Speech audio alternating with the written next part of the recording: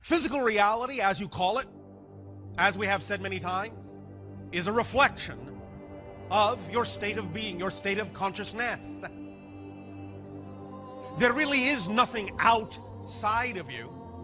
You're not really in physical reality. Physical reality is within you. It's within your consciousness. It is a concept that you are experiencing of yourself from a certain perspective.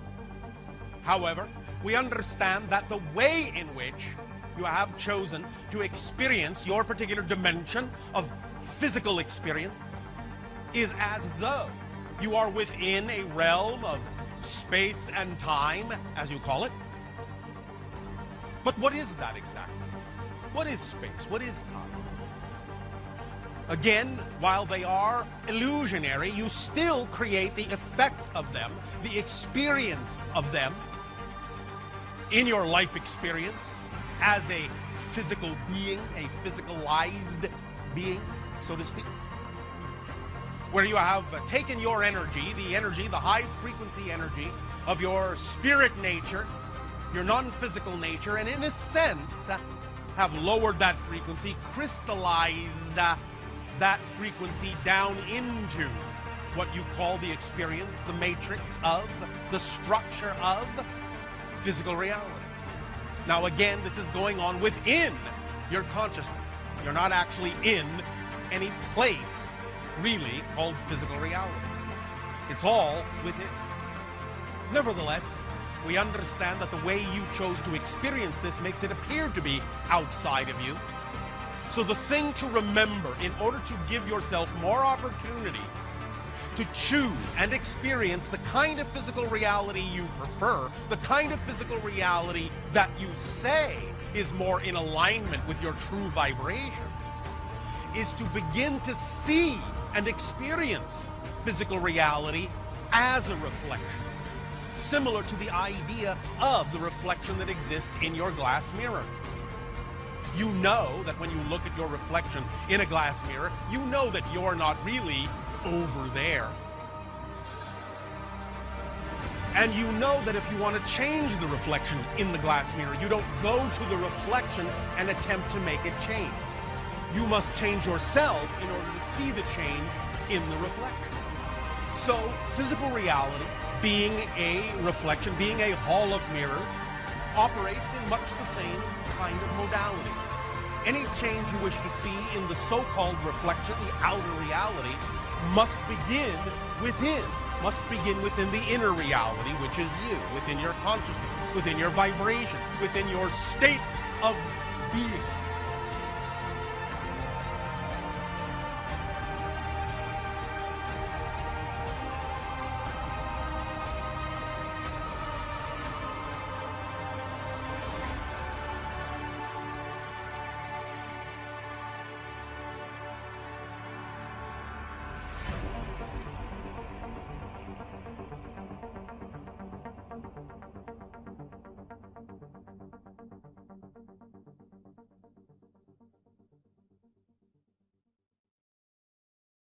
What we call cultures.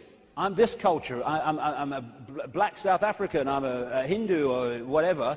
These are different sub-softwares of the human software. We are led to believe that what identifies us with the body and what identifies us with the body being us is whether we're a man or a woman. Again, being a man or a woman is not what we are, it's the experience that we're having. It's the same with emotions, where we think the emotions are who we are. But you can fundamentally change your emotional state through drugs, through chemicals, through things like mercury. Mercury in fillings can change your personality. Can change your personality by drinking the shite in food and drink, these chemical cocktails. That's what's happening to so many kids. How can even emotions as we know them be what we are when chemicals can change the emotions that we have? It's to do with the way we decode reality. And we are receiver-transmitters of information. Like we're taking from the worldwide cosmic web and we're adding to it. And how interesting and appropriate that one of the great ways or great means of receiving and transmitting is through crystals, quartz crystals. And it turns out the human body is a gigantic liquid quartz crystal.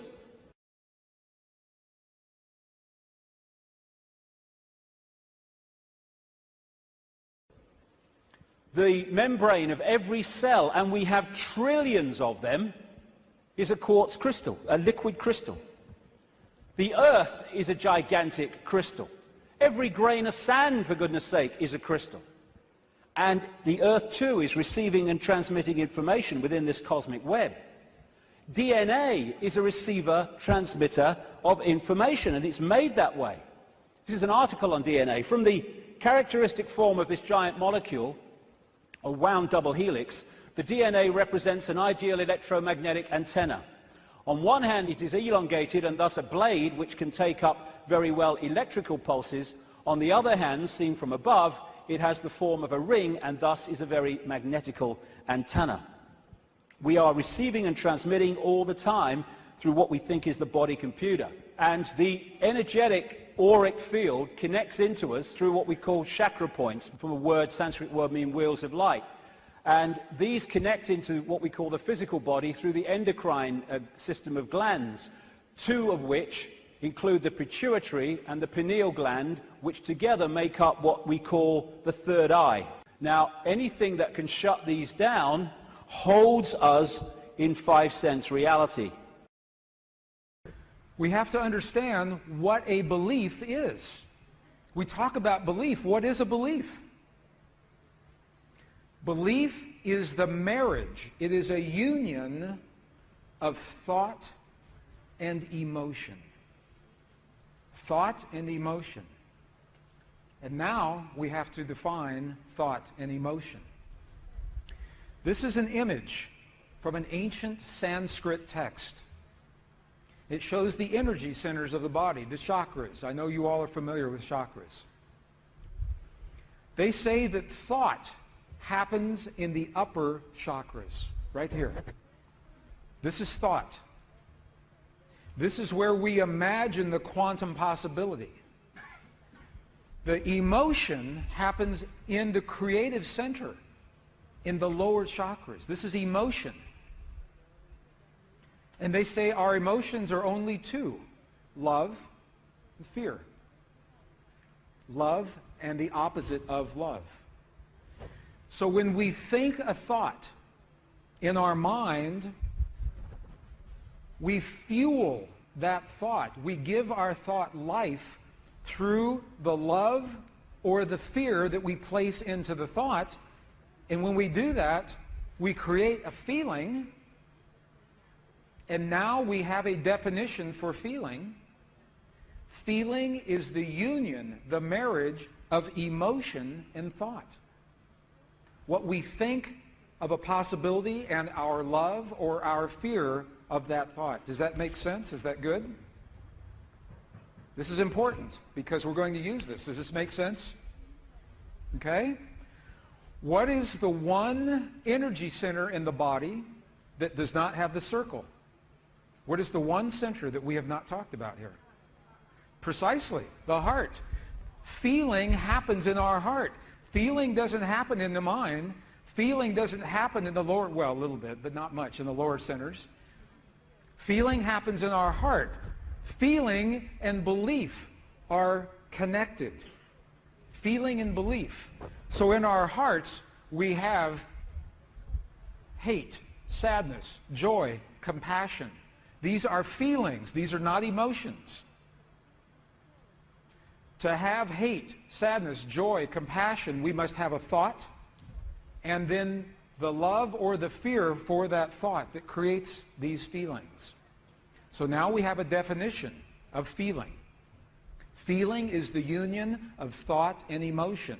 You're going to see this in a 2,000-year-old text this afternoon. Exactly the same thing.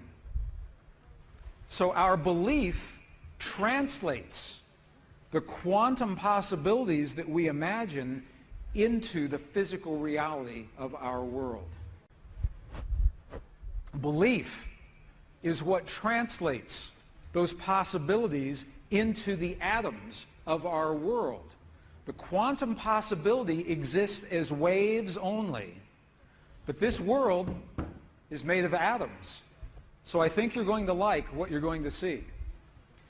Do you remember a long time ago, when I was in school, and maybe when you were in school, we were told that the atom looks like this. Looks like a little solar system. Long time ago, remember? And we were taught that the atom is made of things. A thing in the center and things that orbit, things that circulate. Okay?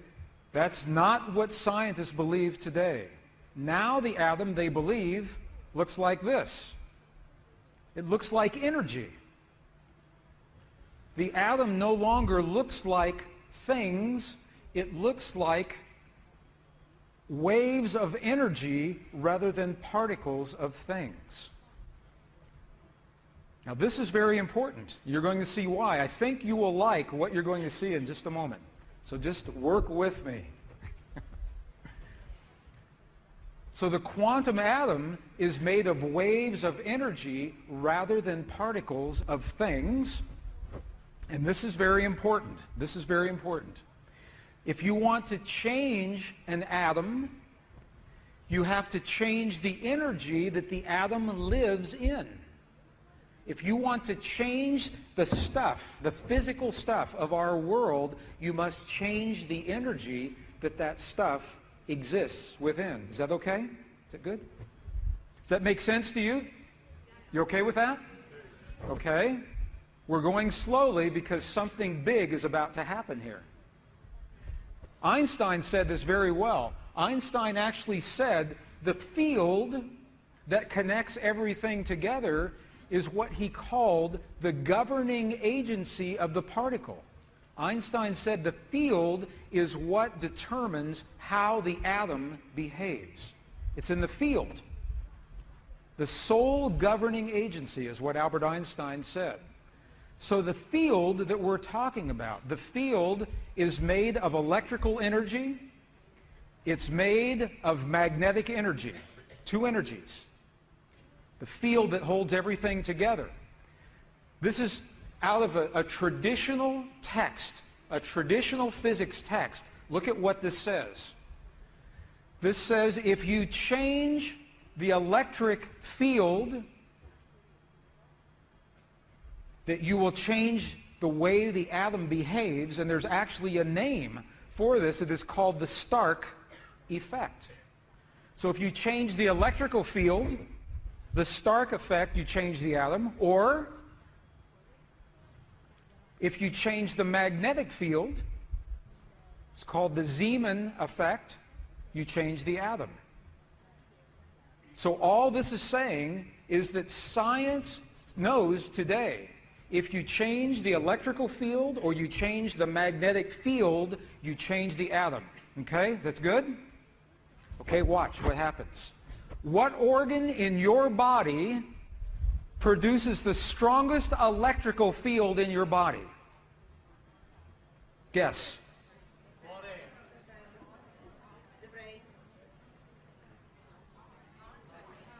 Okay, see, I told you would like this. Okay, our world is made of electrical and magnetic energy, the atom. And the science says if you change the electrical field or you change the magnetic field, you change that atom. Okay, there is one organ in your body that produces the strongest electrical field and the strongest magnetic field in your body. Here's a clue. I'll give you a clue. Right there. Your heart. And it's where you have the feeling. The feeling that you had when you saw the baby girls. That feeling that we call a feeling is actually creating waves of electrical and magnetic energy in your heart that changes your body and changes your world. But you don't have to know that because you simply had a feeling. And this is what the ancient understood. and what they left in their temples, in their texts, in the monasteries, in the language of their time. They understood this. Our heart, look at this. The human heart produces the strongest electrical and magnetic fields in the body. Some people said the brain. The brain does produce these fields, but look, the heart's electrical field is 100 times stronger than the brain. 100 times stronger than the brain.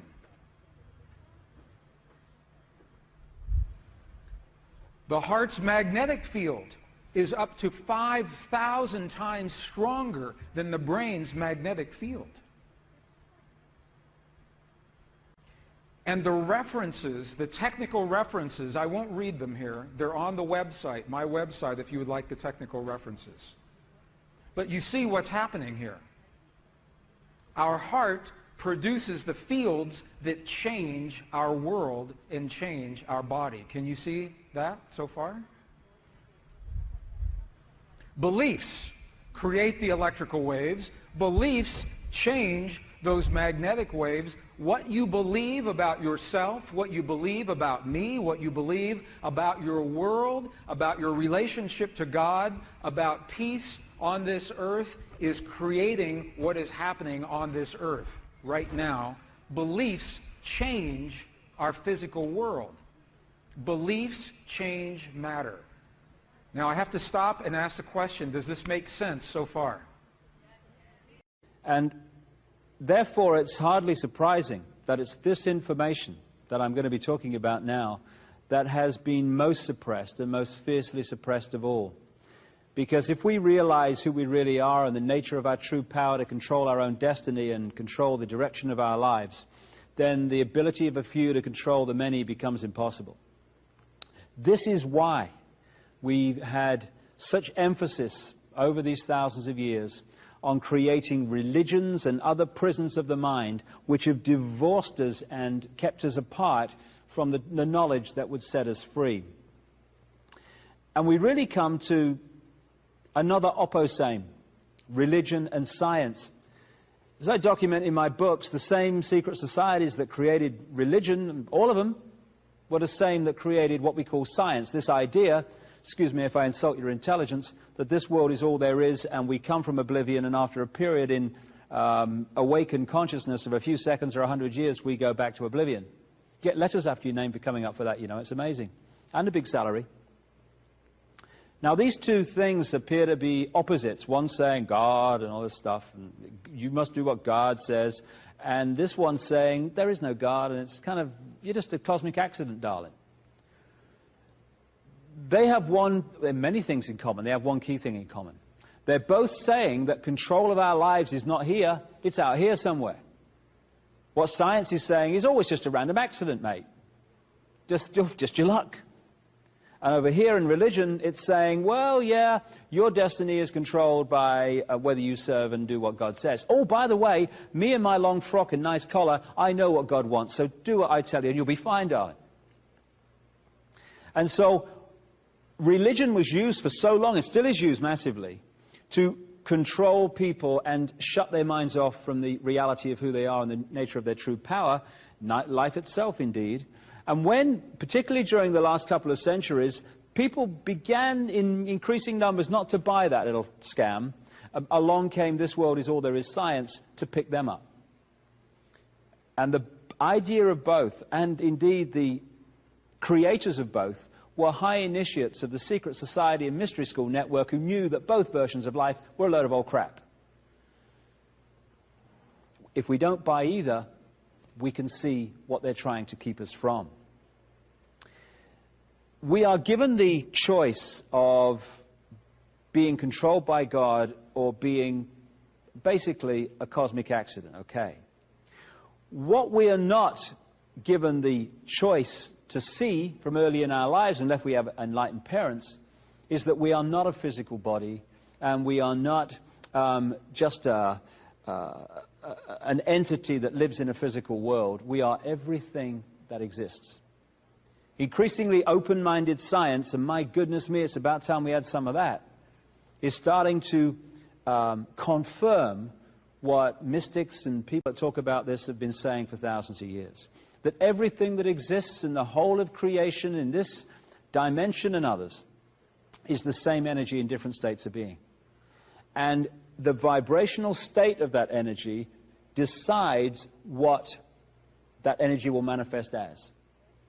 And therefore, we are not the physical body. That is our genetic spacesuit through which we experience this world. What we are is multidimensional consciousness that animates that body. And the question is, how much of that consciousness are we going to access? A little bit or massive amounts of it? We have a connection between our spiritual energy self and our physical self, which is called the chakra system. It comes from a Sanskrit word meaning wheels of light, and the Sanskrit language comes from the Aryan race that came out of the Caucasus Mountains. You know the score by now. Now, what these chakra vortexes do, and there's 7 main ones, but many others, is that they interpenetrate our levels of being. So we have a mental level, which is an energy field. It's a frequency range. That's our rational thought, as they call it. We have an emotional level, which is another frequency range. We have a spiritual level, which is the higher dimensions of ourselves. And these levels are interpenetrated by these chakra vortexes, these wheels of light. And therefore, an imbalance on one level is, through this vortex system, transferred to other levels. This is why when we get very emotionally stressed, the first thing that stops happening is we stop thinking straight. We stop thinking straight because the imbalance on the emotional level has been transferred to the mental level, and bang, bang, bang, we go. Now, if this imbalance goes on, this emotional imbalance, it's transferred eventually to the lowest level of this system, which is the physical level. And it manifests in the physical body as a chemical reaction. Now, it's at this point that modern medicine comes in with its drugs and scalpels at the point of the chemical reaction. Therefore, it is treating the symptom of the energy imbalance, the emotional imbalance, not the cause. And I remember where I lived on the Isle of Wight, a little island off the south coast of England, the doctor's practice there sent out a letter to everybody who was in that practice, the patients and stuff. And it kind of encapsulates the whole thing magnificently. It said, patients are reminded that appointments with the doctor are for 5 minutes only, and this is not a time to discuss your other problems. What has been so massively missed is there are other problems creating the emotional imbalance and distress that are causing the physical illness. So if you look at the human entity as a whole, you're looking at a very different vision of who we are and health and every other aspect of life than if you think that we're just a physical body. And these chakra vortexes are drawing in, particularly what they call the base chakra, vast amounts of energy which we can create with in ways that I'll come to in a second. The more these chakra vortexes are closed down, the less energy they're drawing in, the less energy we have to work with and create with. And so from this high level of knowledge that I've been talking about over thousands of years, at the peak of this brotherhood network, they understand these things. And so much of the manipulation of human emotion and human thinking, human perception and human attitudes has been designed to close these vortexes down so we access a fraction of multidimensional infinity, this infinite mind that we're part of. There was an American comedian called Bill Hicks, great guy, died in 1994, who summed up this whole concept of life I'm talking about in this way, because he was a very bright man. He said, matter is merely energy condensed to a slow vibration. We're all one consciousness experiencing itself subjectively. There's no such thing as death, life is just a dream, and we are the imagination of ourselves. And that's the key. What we imagine ourselves to be is what we physically create. So if we can be manipulated to imagine ourselves as ordinary, then we'll create ordinary lives. When the penny drops that we are all extraordinary, we live extraordinary lives, and this manipulation is over. We're like droplets of water in an ocean of consciousness. We're individual to an extent, just like droplets of water are individual. You can hold one in your hand. But those droplets together make up the ocean. Without the droplets, there is no ocean. It's the same with this infinite energy mind we call creation, God, whatever you want to call it Ethel, I'm not bothered. We are not part of that infinity. We are that infinity. If we open ourselves up to reconnect with it. And this is where we come back to the eggshell. Because most people are manipulated through fear and sense of limitation to shut off from that infinity and all its infinite wisdom, love, understanding that is available to be tapped any time. Because it's us. Wherever you stand in infinity, you are at the center of infinity. So everything that exists is everything that exists. I am everything that exists. So are you. The more you realize that, the more you open up to the full infinity of who you are. Your life transformed. Your vision of yourself is transformed. Your vision of everything is transformed. The more you see yourself as just an individual, ordinary little man and woman in the street. I got no power, mate. What can I do? Once you do that, you are shutting yourself off from the infinity of who you are, and you become a fraction of what you are. And then you are able to be controlled, but only then. Which is why this understanding has been so suppressed.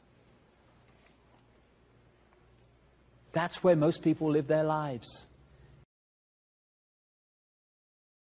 Experiment number 3. This is a paper released in 1993 by an organization called the Institute of Heart Math, H-E-A-R-T-M-A-T-H, Heart Math. We'll talk about them later today. But what they showed is this. Heart Math showed around every human heart there is a field of energy that we can measure. It looks like this. It's between 5 feet and 8 feet in diameter. How much in meters? How many meters is that? Do you know, 5 to 8 approximately? Divide by 3. How much? Divide by 3. Divide by 3. So 2.5 to 8, 3, 2, 4, 2.5 to 3, 3.5 meters. Okay, 2.5 to 3.5 meters approximately around every human heart. This field is there. And I asked the scientists the question. I said, if this field is there around every human heart, and it's so powerful, why would that field stop at only 2 to 3 meters? And they said, that is the limitation of our equipment. They said, in nature, the field around the human heart extends many, many miles from where your heart actually exists. So there are approximately 1,000 people in this room. If you are within 2 to 3 meters of another person, and you are, there are 1,000 hearts, but one field. One heart field. And that field is so real that we will measure it and use it after lunch. We can actually measure the field and we'll use it after lunch. And as you change the way that you feel in your heart, you will see the field in this room change on the screen.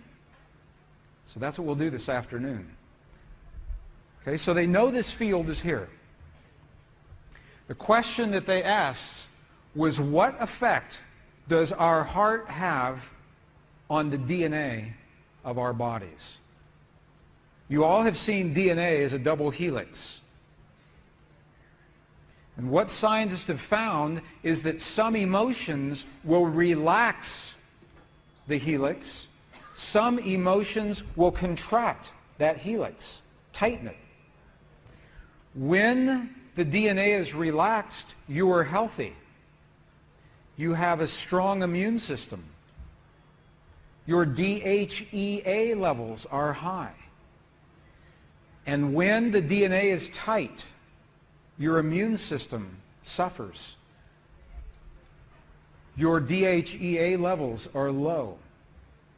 So here's the experiment. They're asking the question, what happens if we change the way we feel in our hearts, what effect does it have on the DNA? And here's the experiment. What they found was in the presence of positive emotions, gratitude, appreciation, love, compassion, all the things that you would expect as positive emotions, look at the DNA, it relaxed in a positive, life-affirming way. In the presence of anger, jealousy, hate, rage, frustration, the DNA was tight like a little top. And all that the people did was have a feeling. They had a feeling and they changed the DNA in their body. This is the actual research report. Look at the words. It says, individuals trained in feelings of deep love and appreciation were able to intentionally change the shape of their DNA. And all they did was have a feeling, and by having the right feeling, the right belief in their heart, they changed the DNA in their body. They changed their immune system. They changed their hormone levels of DHEA. They changed their lives. The study goes on to say this. It says that human emotion produces effects which defy conventional laws of physics and their relationship to space and time. What does that mean? Very simply, it means that you and I can create a feeling in our bodies, and when we have that feeling, we are no longer limited by the laws of physics as we know those laws today. Maybe some laws, but not those laws. We are no longer limited by the laws of biology as we know those laws today. And all we do is create a feeling in our bodies. That's all we do. That's how powerful you are. Okay, this is where I wanted to be before we take our bathroom break. Here is the bottom line to these discoveries. Number one, it says that emotion changes the DNA in our bodies. You saw that, right? Emotion changed the DNA. The DNA changes the matter of the world. The DNA changes the photons, the stuff our world is made of. If you take out the middle section, what we're now saying is that emotion changes matter. And you saw the experiments that prove that to your mind. When the heart has feelings of gratitude and appreciation, it changes the DNA, and the DNA is changing the stuff of our world. And when the heart is having anger, hate, jealousy, rage, it changes the DNA in another way, and it affects our world. These are the experiments that show us what the ancient traditions always said. And that is that you have a power inside of your body that affects the world beyond your body. Time and space in that sense are very flexible, very malleable, as many more of you are now finding out, even in your own reality. Time and space in your reality, as you move forward in your exploration of consciousness and spirituality, are becoming more malleable, more flexible, more plastic, more slippery. Many of you are beginning to realize that you're having different kinds of experiences of space and time now. More synchronicity coming into your lives as you begin to expand your understanding of consciousness. As you begin to live more in the moment. As you begin to realize and manifest the idea of your dream, your passion, your joy, your excitement. This is part and parcel of this whole so-called new age of awareness on your planet, which we are more than happy to assist you in co-creating. The idea of this transmission, specifically, as has been explained to you to some degree already, is to create an understanding of how you create your physical reality, how you have created your physical reality, how you can create your physical reality to be more in alignment, more harmonious, more synchronous with what you prefer it to be. and that this has a lot to do specifically with the receiver in your body, which is what you call your brain. As we have said previously in another transmission, there are 3 stages to the idea of the downloading of informational reality and the experience of reality when it comes to the connection and the relationship between non-physical and physical reality. The higher mind, the higher self, that component of who you are as a person, the non-physical side of your consciousness, as is specifically designed to interact with the physical side of your personality and your consciousness, that downloads energy, information, concepts. That higher mind, in that sense, is the conceiver. And thus then, in delivering that information through the brain, which is the receiver, the antenna, the wiring of the brain then configures that download of information in a manner that is appropriate based on the belief systems in the personality for the personality to interpret, to receive, and to perceive in physical reality as physical reality. In other words, the concepts coming from the higher mind are translated through the antenna of the brain into concepts that are then perceived by the physical mind, the physical personality, as your physical reality experience. So if there is something about your physical reality experience that you wish to change, the idea is to understand that it is part and parcel of the way you are receiving the information, the way your brain is interpreting the informational downloads from your higher mind that determines through the belief systems that have wired your brain into a certain configuration exactly how the physical mind is actually capable of perceiving your physical reality experience. Because physical reality is really not solid.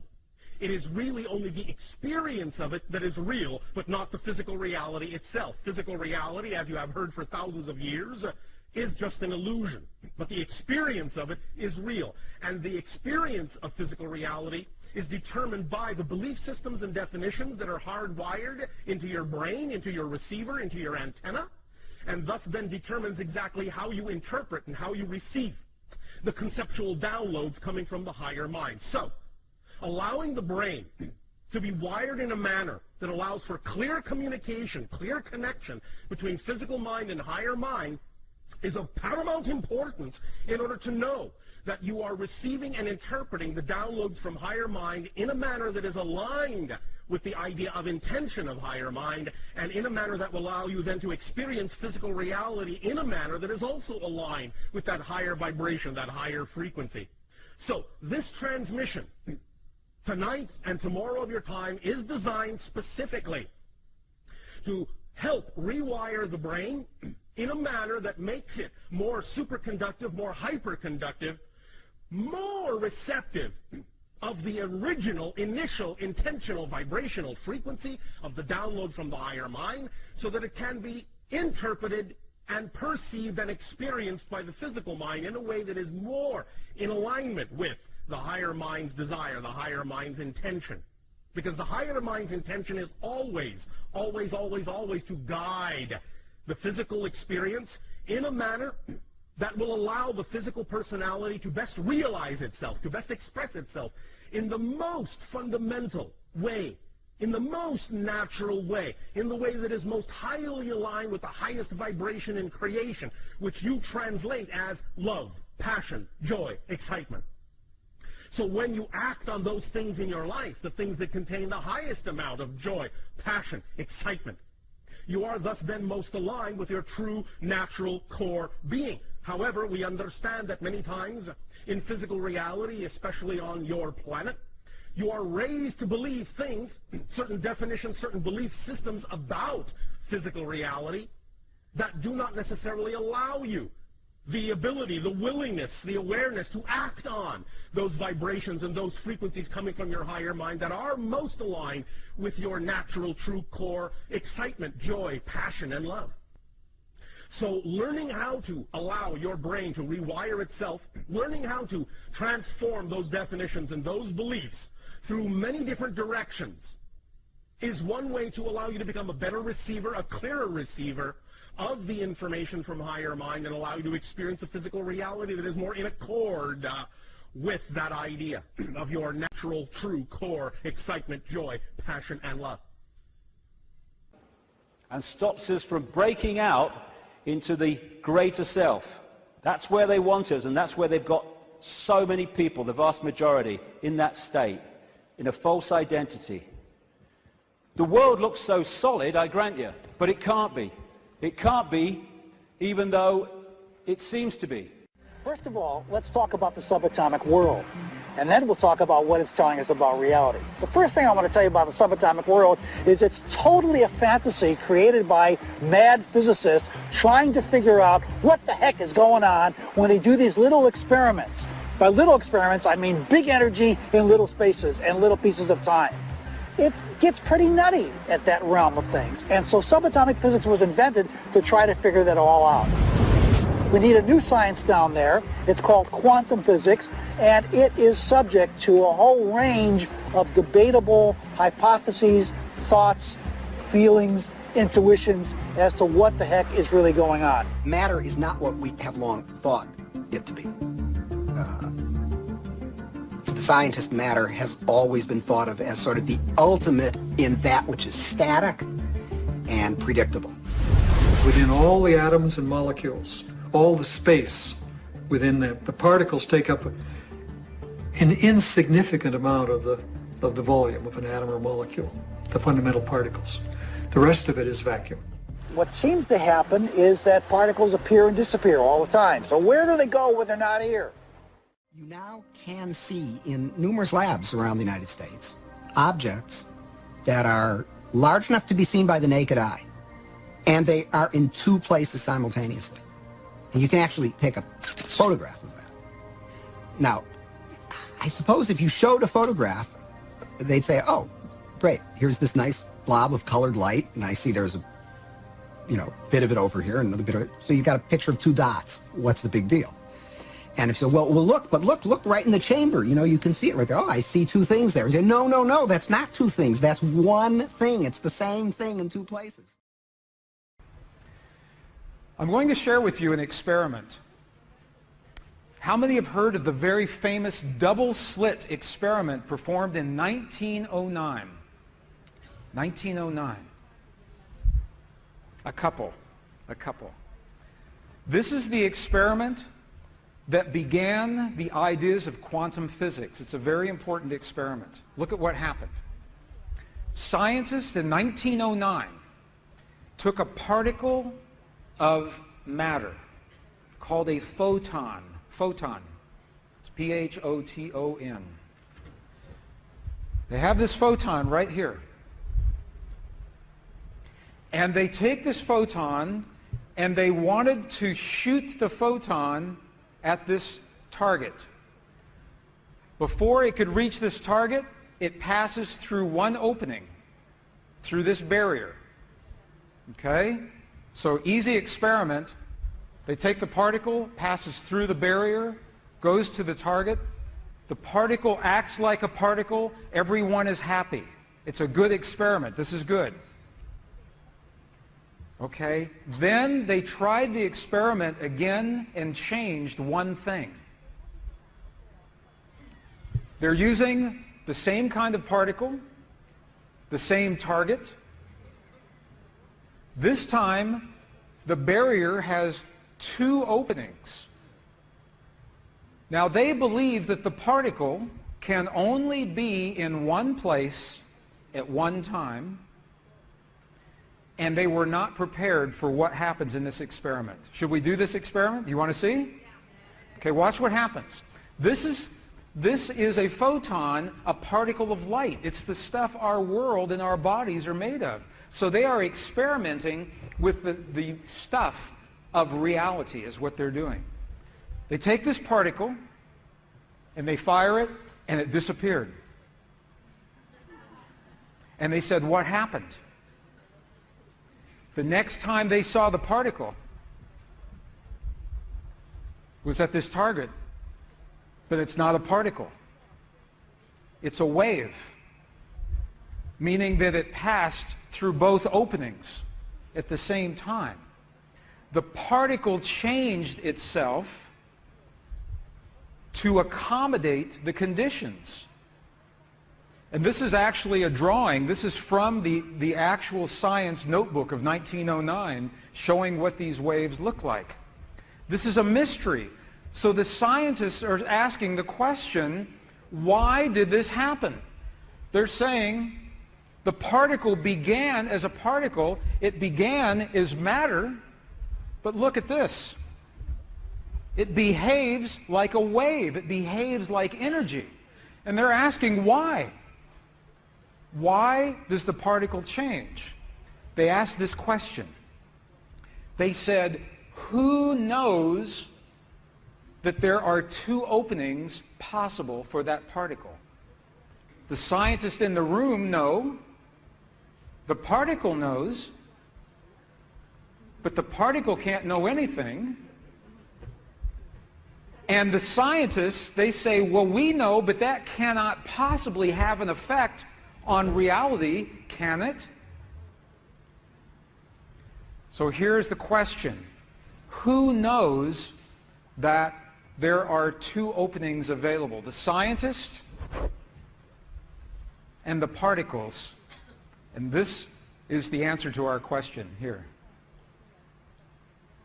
Because what the scientists discovered is that their knowledge, the scientist's consciousness, was affecting the particle in the experiment. The fact that the scientists knew that there were different openings affected the way the particle works. Does that make sense? Are you okay with that? Here's why that's important. It's because they are showing that their consciousness is affecting our physical world, and they were showing it in 1909. The observer changed the particles of our world. The observer changed the particles. John Wheeler, Princeton University, made this statement. He said, we had this old idea that there is a universe out there, and that here is man, the observer, safely protected from the universe by a 6-inch slab of plate glass, as he calls it. This is John Wheeler saying this. He says, now, however, we learn that to even observe an electron, we have to shatter that plate glass, We have to shatter the plate glass. So the old word observer simply has to be crossed off the books. There are no observers. The scientist in the room affected the particles. There are no observers. You are not an observer in the universe. By being in this world, you are having an effect on this world all the time. John Wheeler says we must cross the word observer off the books and put in the new word participator. Participator. We are all participating in what is happening. This is John Wheeler. Now that was in 1909. This experiment was repeated again in 1998 in Israel. At the Weizmann Institute of Science in Israel, look at what happened. They repeated the experiment. They got the same results. But look at this. They found something even more interesting. They found the experiment revealed that the more the observers watched the particles, the greater the effect. The scientists in 1998 discovered that the more we watch our physical world, the greater the effect we're having on our world, just by being present in the world. Well, Einstein said that this is the stuff that made him crazy. Einstein did not like this idea. Einstein did not like the idea that we affect our world. He said, this is what he called spooky science, was the word he used. Einstein called it spooky science. He said, I like to think that a particle must have a separate reality independent of the measurements. In other words, Einstein said, I like to think the moon is there even if I'm not looking at it.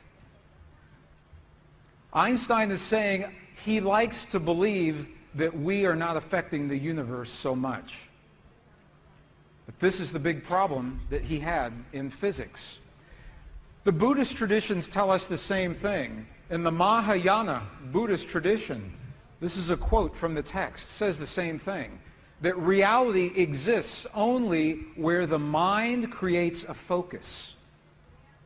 Reality exists only where the mind creates the focus. Well, this is interesting, because if our reality exists only where our mind creates a focus, the question is, what are we focused on today?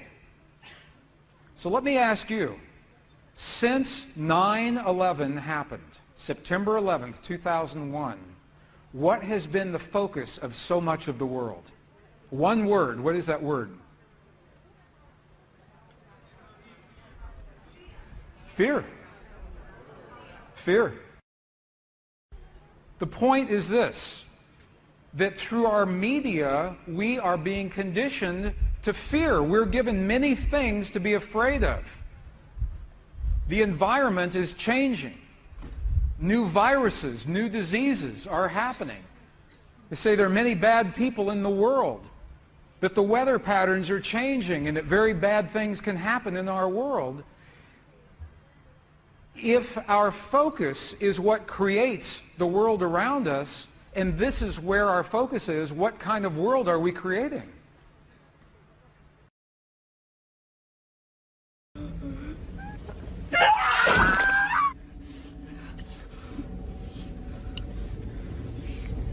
You get it? You're stuck! Look at you! You're fat! You're ugly! You're wood! Nothing! You get it all! I hate you!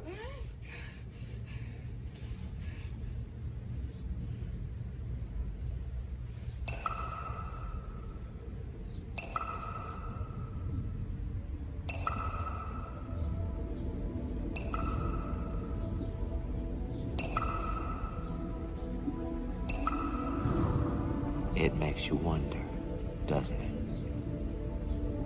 If thoughts can do that to water, imagine what our thoughts can do to us.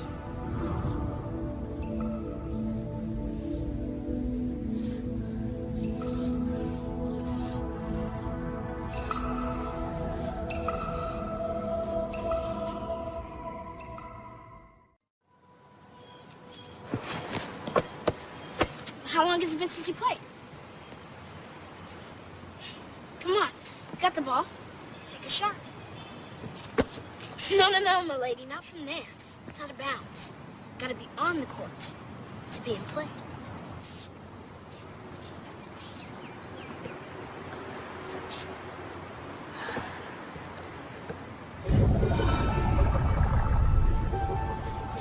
Welcome to Duke Reginald's court of unending possibilities.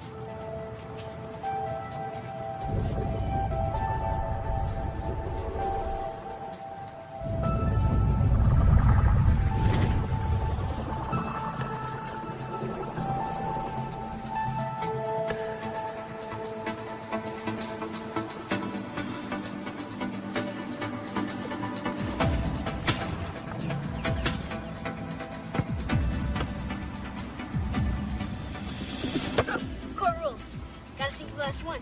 For her. Never touched you. And it's not solid.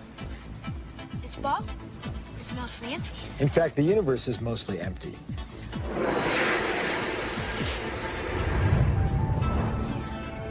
We like to think of space as empty and matter as solid. But in fact, there is essentially nothing to matter whatsoever. It's completely insubstantial. Take a look at an atom. We think of it as a kind of hard ball. Then we say, oh, well, no, not really. It's this little tiny point of really dense matter right at the center, surrounded by a kind of fluffy probability cloud of electrons popping in and out of existence. But then it turns out that that's not even right. Even the nucleus, which we think of as so dense, pops in and out of existence just as readily as the electrons do.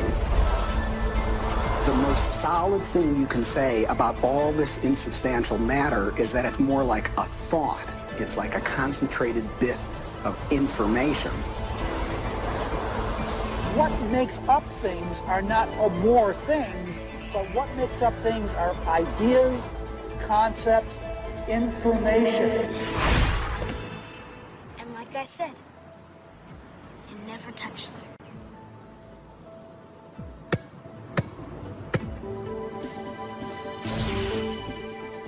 Those electrons build up a charge and push the other electrons away before they touch.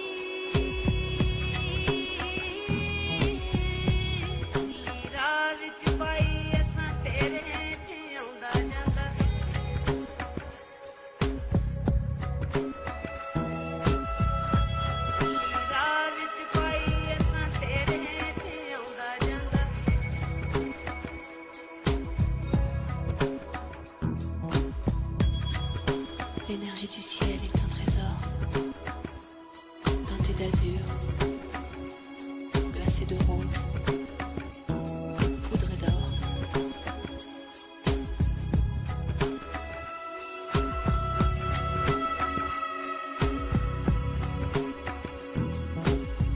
Quand les vagues s'unissent aux lueurs de l'aurore, laisse le ciel, la terre, la mer caresser ton corps.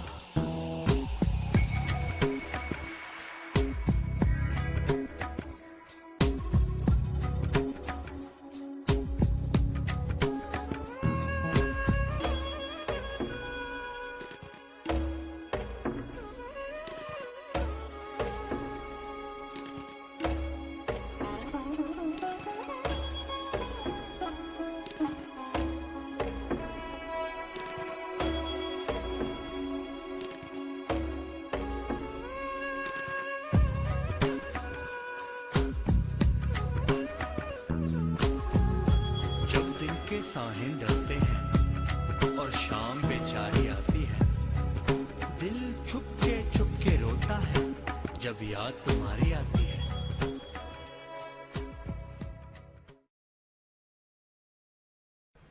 The father of quantum theory, his name was Max Planck. Max Planck made this statement. He said, the stuff of our world does not exist the way we think it exists.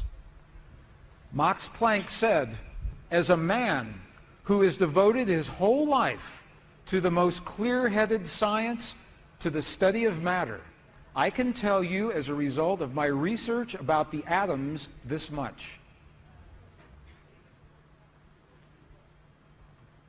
Okay?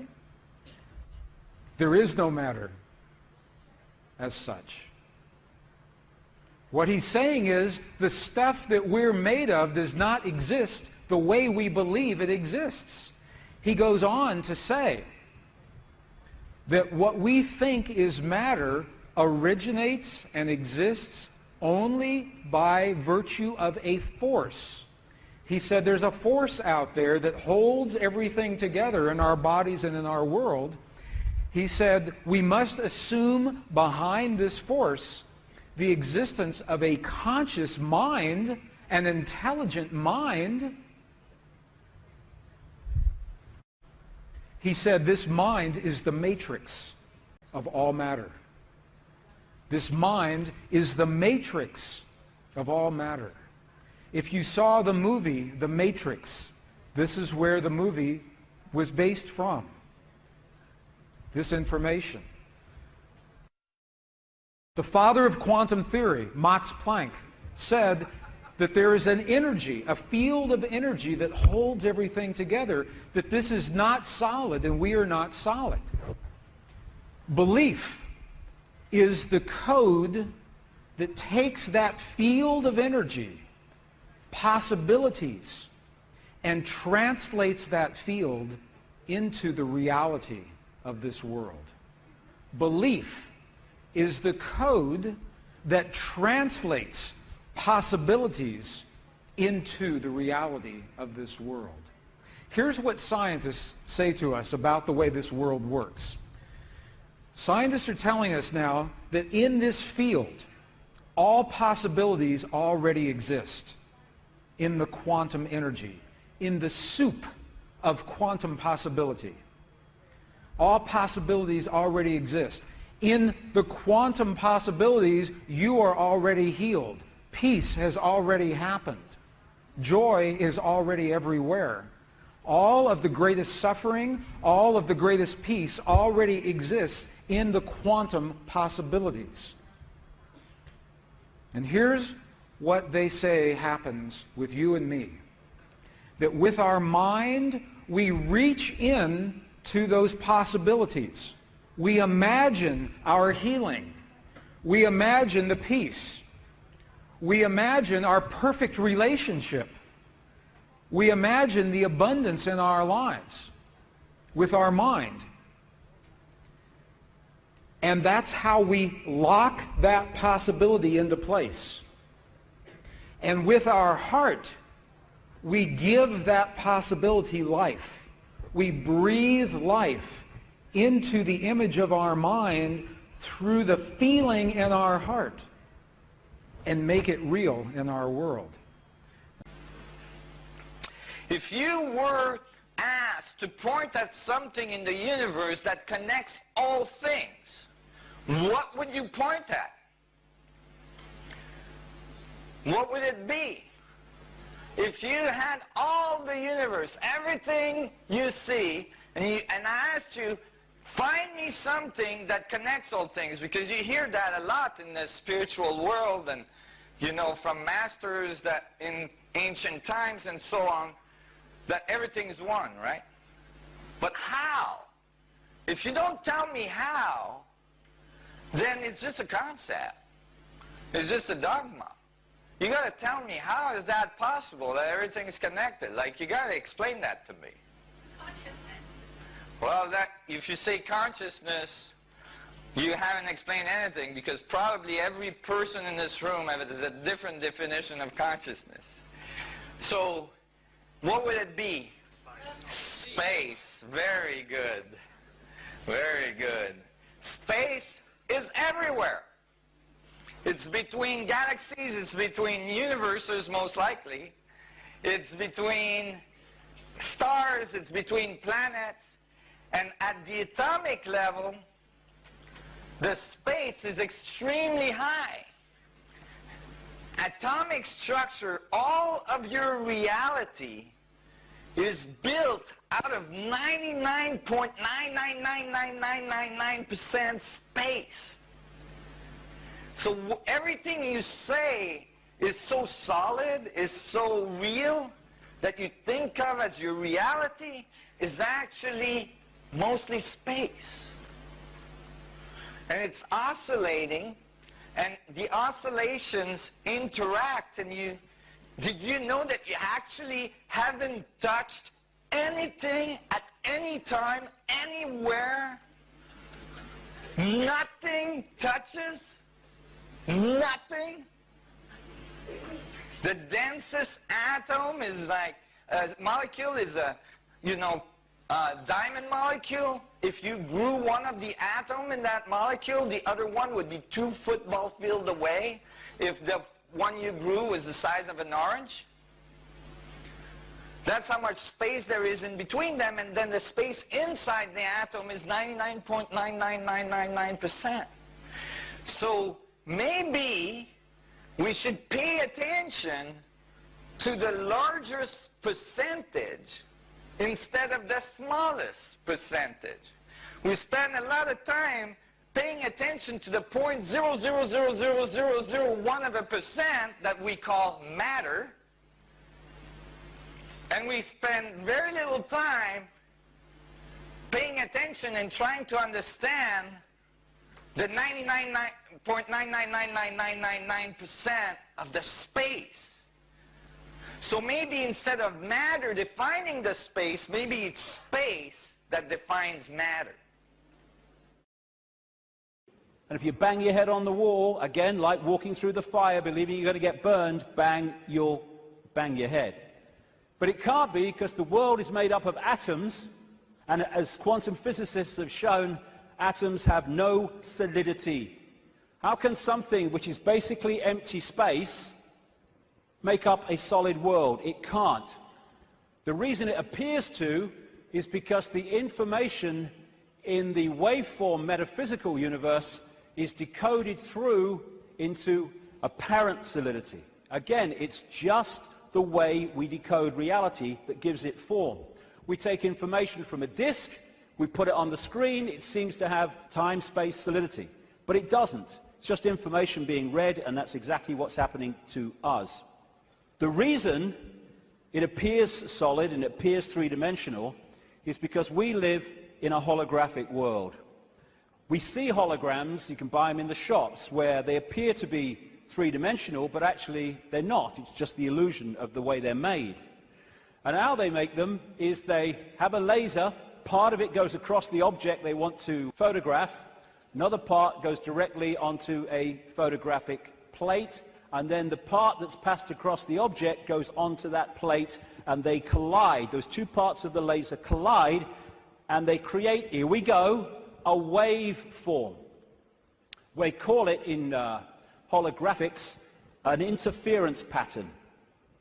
It's like dropping two pebbles in a pond, and then the waves they create collide, and that is a waveform representation of where those pebbles fell, how heavy they were, how high they fell from, etc., how big they were, etc. And this is what the waveform, again, looks like on a holographic print. It's information. It seems to be nothing. It looks like a fingerprint, appropriately, actually. But what is it?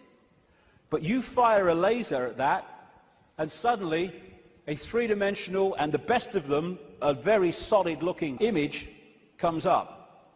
This is how we create our reality. It's holographic.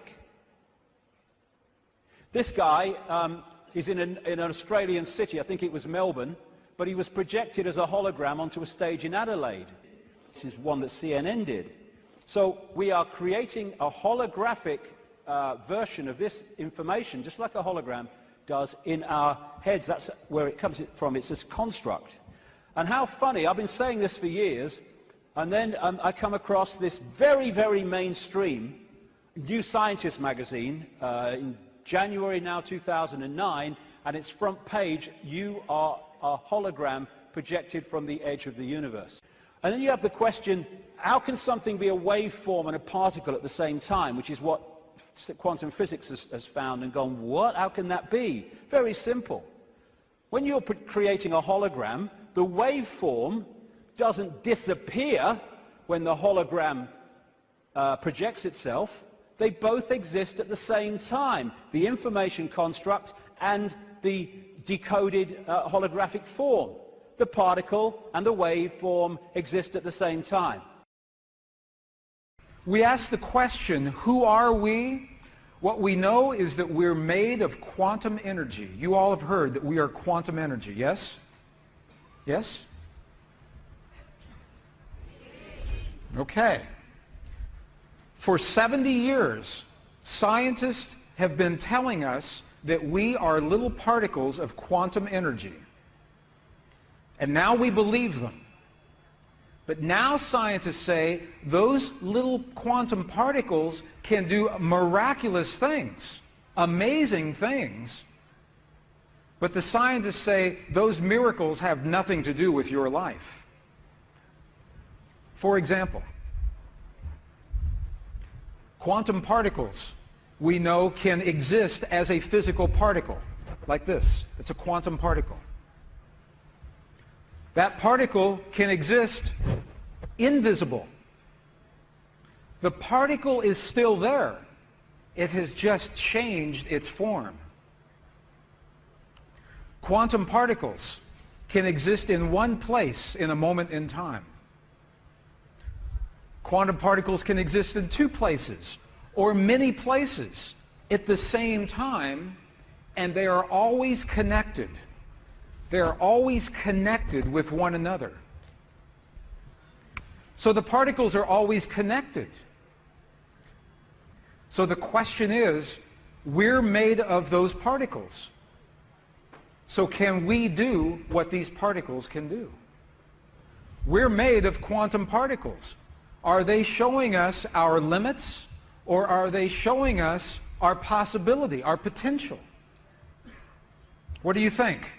Are those quantum particles that we're made of showing us limitations or possibilities? I think so. I think so. And I think you'll see why in just a moment. Can we do everything that those particles can do? The answer is yes. But it's based on what we believe to be true. Not what we think in our minds. What we believe in our hearts. Okay, if this makes sense, now we can move on. These are waves of energy. Quantum possibilities, scientists tell us, exist as waves of energy. The waves are contracting and expanding. They're coming and they're going. These are the possibilities of your life. Your perfect relationship. It's coming and it's going.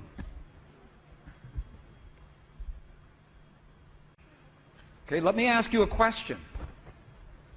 What would happen if the wave was not coming and was not going? If it was in one place, what would we call that wave? If it's not coming and it's not going?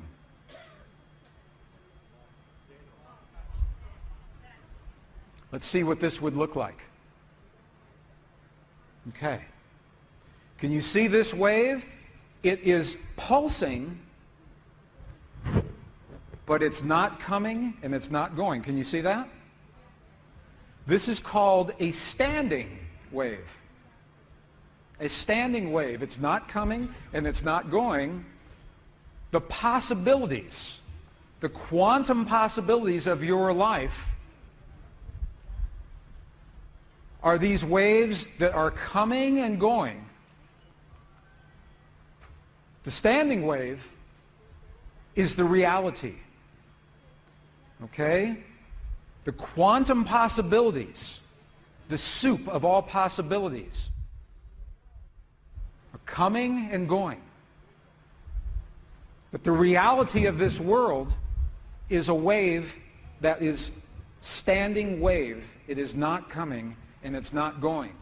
This is what atoms look like. Atoms are the waves that are stationary. Quantum possibilities are the waves that are coming and going. Okay, does that make sense so far? Okay, because if it does, you're going to like what happens next. And then it won't be so technical. Okay, this makes sense. Let me ask, our beliefs in our heart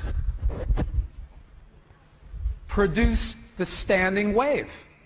Your heart produces the wave that locks the possibilities into place. Your heart is what produces the waves that make atoms. It's what you believe in your heart is what locks the quantum possibility into the reality of this moment. Heart waves are standing waves. Now, this is important. We're going to work with our hearts this afternoon. One of the great things about a hologram is that every part of the hologram is a smaller version of the whole. So if you cut a holographic print into 4 and put a laser onto the 4 pieces, you don't get a quarter-size version of the whole picture, or a quarter-size part of the whole picture. You get a quarter-size version of the entire picture. So because we live in a holographic reality where everything is a smaller version of the whole, that's where we get the theme of as above, so below. That's why the human energy field is mirrored by the earth energy field. Because we are a smaller part of the earth hologram, and the earth hologram is a smaller part of the greater hologram. And on one level, this reality is digital. And they're creating now, and this is extremely relevant to what I've been saying, they're creating now digital holograms that operate in a slightly different way to the holograms we've had before. And some of these digital holograms, that's one, are being used at promotions to sell products and stuff. And people are frightened to walk through the hologram because it looks so solid. Key to holding us in servitude is to keep us in the left hemisphere of the brain. We have two, the right brain, the left brain, and we have a bridge called the corpus callosum, which bridges the two and should pass information between the two. And the right brain, they are very, very different states of being. The right brain is the out there, the creative, the connection with all that is. The left brain is what deals in numbers, in language, in sequence, and puts everything in hierarchical structures and all the rest of it. And what the system wants, he wants us in there. Because when we're in there and not in there, we are there. And the whole system is structured to put us there. The education system, everything. I found this, different functions of the right and left brain. What the right brain wants to do is say the color. What the left brain wants to do, language, it wants to say the word. And it's interesting when you try to go through these and say the color, how difficult it is for many people to say the color instead of the word, to say green instead of what the left brain wants, which is yellow. And the functions of the two are massively different. And what the system wants to do is to put these firewalls up, called education, science, politics, media, peer pressure, to keep the right brain out of it. And this is fundamental, because these things are all part of the defense mechanism, keeping us in left brain reality and out of right brain infinity. Now some people, they call them autistic savants, like this man Stephen Wiltshire. They access the right brain potential in ways that other people don't. And this is why they're capable of fantastic achievements. This guy, Stephen Wiltshire, was taken up in a helicopter over London by the BBC for half an hour with nothing except his eyes, and then came down and drew London from the air with incredible accuracy. Why? Because he was accessing that infinite potential that left brain people, most of people in the world, don't. This guy, Daniel Tammet, another autistic savant, has again achieved incredible things, because he was challenged once to learn Icelandic in a week, and it's an incredibly difficult language to learn. I mean, none of the media were using on their news reading, were using the real name of that volcano in Iceland, were they? Because they could bloody pronounce it. This guy went back on television a week later speaking Icelandic. And his Icelandic teacher said, he's not human. Yes, he is. It's the human that we once were and will be again. When this suppression of our potential and our infinite possibility is brought to an end, and this shite stops.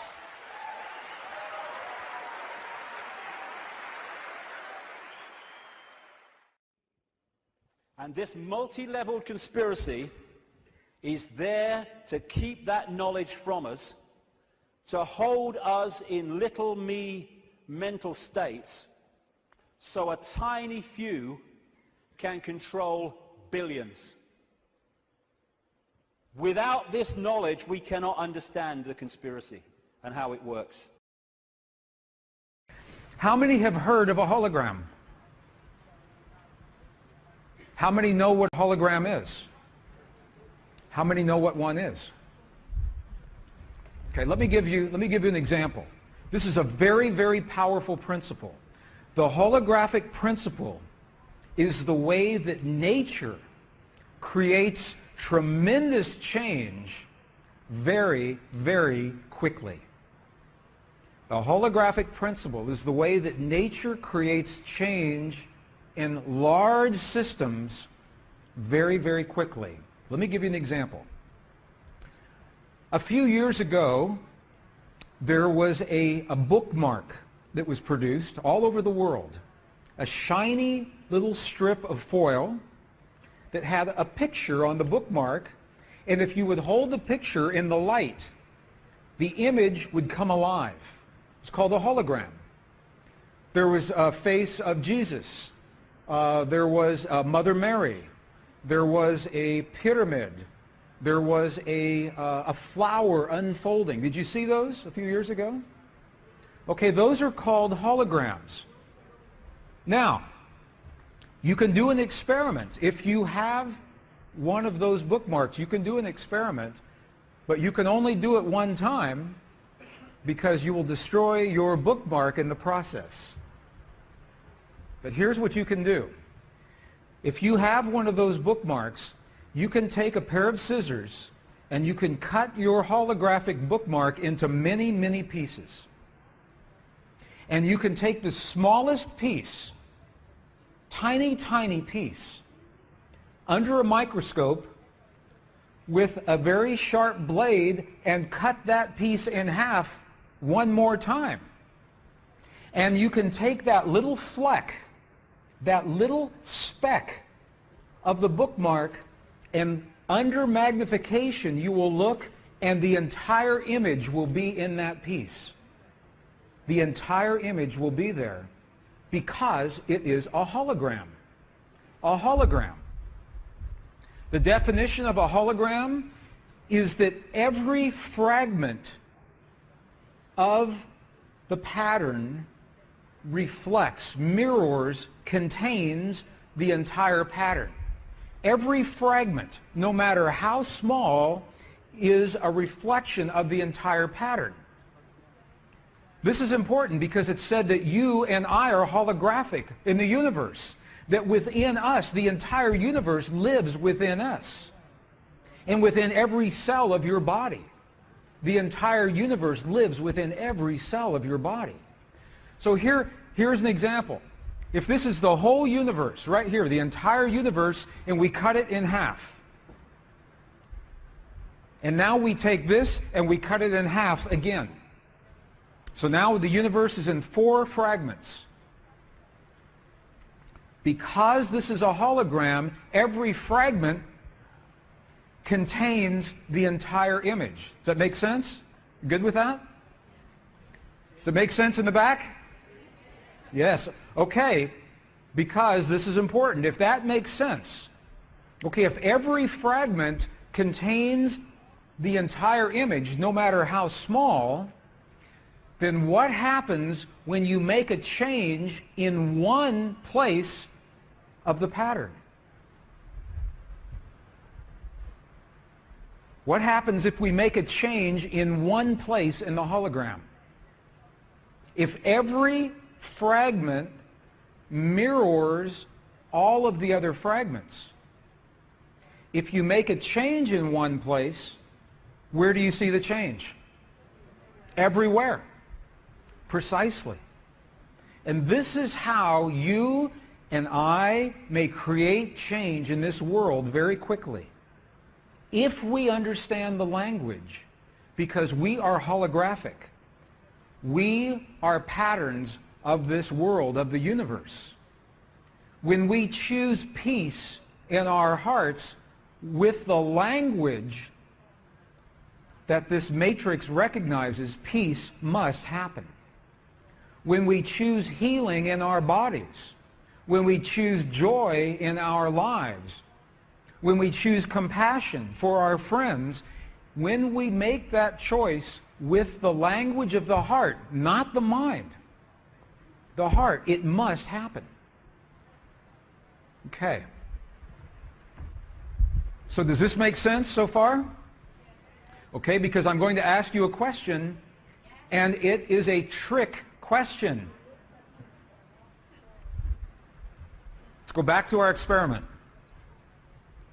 What the scientists found is when they disturbed one photon here, this photon acted like it had the experience. So the question is this: how did the information from this photon get to this photon so quickly? Sometimes this photon even had the experience before this one began. And scientists say, how can that happen? The conventional wisdom is that somehow this photon, this particle of light, is transmitting information here like you would a radio wave or like you would electricity. The problem is that the information is traveling too fast. It's traveling faster than the speed of light. And that can't happen according to laws of physics. So the question is this: how did the information get from here to here? And that is a trick question. What is the answer? And you must answer before we go to lunch. It's a trick question. Okay. How did the information get from there to there? Or did it? And the answer is the information did not have to travel. Yes. The information doesn't travel from there to there. It's already there. The information is already there because it's part of the hologram. Remember, in the hologram, what happens in one place happens everywhere.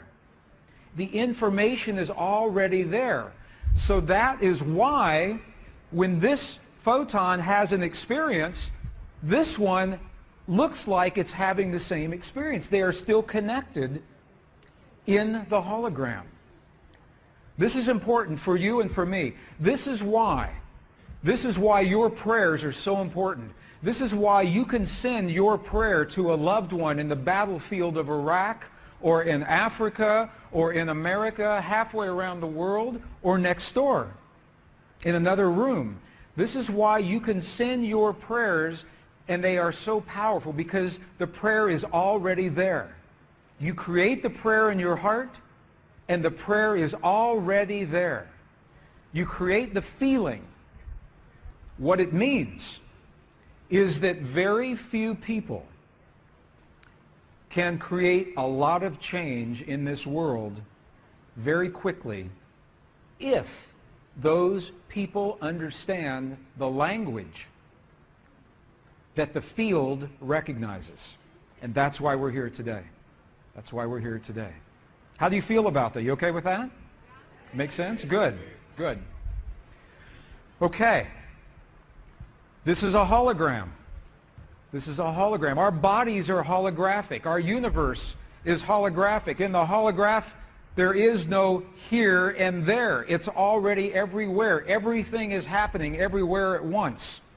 Ancient traditions describe this experience in what is called the great spiritual mystery. And the mystery looks like this. I'd like to share the mystery with you in the ancient words, and then we'll look at the mystery in the language of science. And you'll see that it's precisely the same thing. The ancient tradition said something that you and I do in our lives triggers a process inside of our bodies.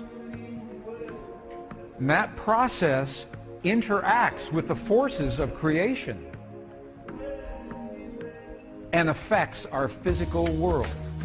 So the great spiritual mystery says that something that we do in our lives affects our physical world. If we do not understand this mystery, when we see it happen, we say it's a miracle. If we do understand, no miracle. Now, it's technology. So this is the great spiritual mystery. Now look at what the science from the experiments, they say the same thing in different words. Look at this. They say that heart-based feeling and emotion changes the DNA in our bodies. When the DNA changes, it produces quantum effects that change our physical world, and we have said precisely the same thing. Just different words. Same thing. The spiritual tradition said something that we do in our bodies changes our physical world. The science is saying heart-based feeling and emotion. I'm going to introduce a word. The word is coherent emotion. Coherent emotion. We'll work with this after lunch. After lunch, you and I will discover how we create coherent emotions in our hearts to heal our bodies and to change our world. Coherent emotion changes our physical world, and this is how John Wheeler, Princeton physicist, says we are participating in the world. And I like this word a lot. This is important because there's a responsibility that comes with understanding the language of the divine matrix. It's not that we control our world. It's not that we manipulate our world. It's not that we impose our will upon the world. We participate. We share in the unfolding of our reality. And it's all done through the power of our beliefs.